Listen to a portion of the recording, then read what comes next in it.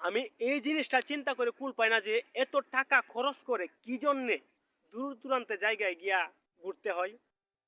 নিজের বাড়ির কাছে যে সৌন্দর্যটা আছে এটা একটু উপভোগ করেন না ভাই। হ্যাঁ, আমাকে আপনারা ফলো করেন না, দেখেন না এত টাকা ভাঙ্গে আমি দূরে কোনো জায়গায় ঘুরতে যাই না। আমার নিজের জেলার মধ্যে নিজের বাড়ির কাছে নিজের থানার মধ্যে কি সৌন্দর্য রয়েছে এটা আমি উপভোগ করি। যখন এগুলা দেখ আমার শেষ হয় তখন দূর দূরান্তে চলে যাই।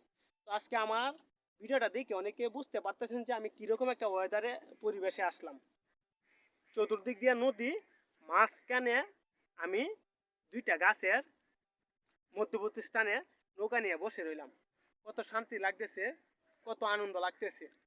আমার নিজের বাড়ির কাছে আমি ঘুরে এই তৃপ্তিটা পাচ্ছি। তো আপনাদেরকেও বলবো আগে নিজের বাড়িতে ঘুরেন, ওই জায়গাগুলো চিনেন, তারপরে আপনারা দূর দূরান্ত জায়গায় ঘুরতে যাবেন। এত টাকা খরচ করে কোনো দরকার নেই। তো এই জিনিসটা দেখতে পারতেছেন অনেকে, হ্যাঁ? অনেকে আবার মনে করবে যে এটা কটবেল। তো যারা শহরে বসবাস করেন তারা মনে করেন যে এটা কটবেল। হ্যাঁ, সিম কটবেলের মতোই কিন্তু দেখেন, কিন্তু এটা কটবেল না। এই যে গাছগুলো দেখতে পারতেছেন নদীর মাঝখানে, এই নদীর মাঝখানে এই ফলটা হয়ে থাকে। এটাকে আমরা বলি ভৈরম। খাওয়া যায় না, ওই গাছ কোনো উপকারে আসে না, শুধু এই ছায়া দিতে পারে। হাওরের মাঝখানে এই গাছগুলো রয়েছে, এগুলা কৃষকদের ছায়া দিয়ে থাকে। তারা এই জায়গায় গরমের মধ্যে আশ্রয় নিয়ে থাকে। দেখতে দেখেন একেবারে কটবেলের মতোই।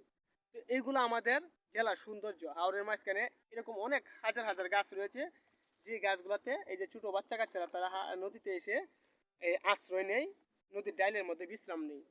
তো আজকে আর কিছু বলার নেই। এরকম গ্রামীণ ভিডিও দেখতে সৈয়দ রাসেল আহমেদ ইউটিউব চ্যানেল এবং Facebook page Syed Rasel Ahmed follow করে পাশে থাকবেন, তাহলে আপনারা এরকম গ্রামের হাওর অঞ্চল ভিডিও দেখতে পারবেন।